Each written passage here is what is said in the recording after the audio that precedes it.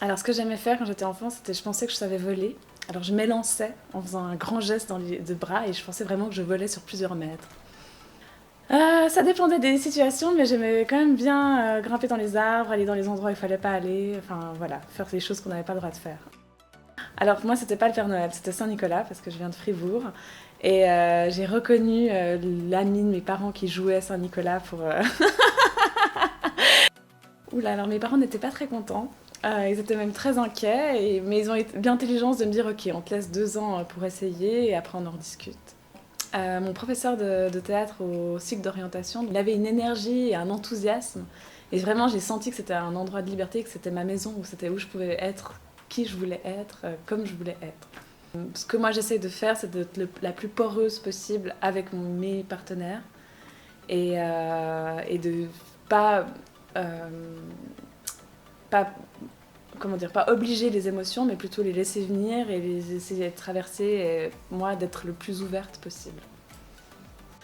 Alors, moi je suis très très fan de Tilda Swinton, donc actrice de cinéma plutôt, même si elle fait un peu de performance, parce que pour la manière dont elle se métamorphose, cette capacité aussi de beaucoup d'humour sur elle-même, oui, ça c'est vraiment quelqu'un que j'aimerais beaucoup rencontrer. Quand je sortais de l'INSA, j'avais tellement peur de juste être tributaire du désir des autres et d'attendre. J'avais envie de jouer en allemand. J'ai rencontré un directeur d'école à Berlin qui me disait mais tu vas jamais trouver un stage qui sera à ton niveau parce que tu viens de faire 4 ans d'études. Mais il y a un master très intéressant à Berne. Et puis bon, je viens de Fribourg. Je disais ah, bah ça tombe bien. Clairement, en premier, c'est d'être comédienne. Vraiment.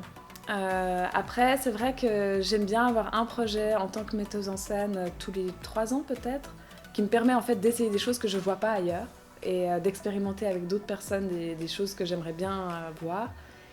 Et autrice, c'est quelque chose que j'aime faire sur la durée, mais c'est presque, c'est un peu ma chose à moi qui m'appartient et qui me permet de pas justement de gérer aussi le fait de pas tout le temps avoir du travail, de pas toujours être sollicitée par d'autres, et donc ça c'est un truc qui m'appartient. Oui. Alors oui, je suis déjà tombée amoureuse de personnes qui vraiment en fait ne me convenaient pas du tout. Oh. Je crois que pour entretenir l'amour, il faut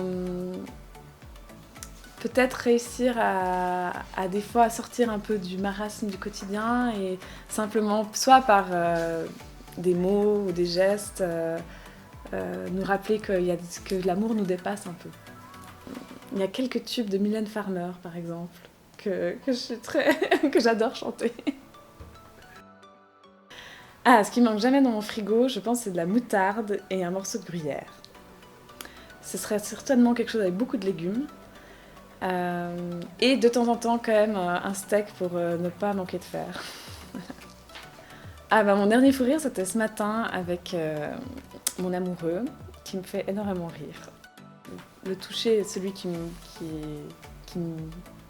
m'intrigue le plus, peut-être.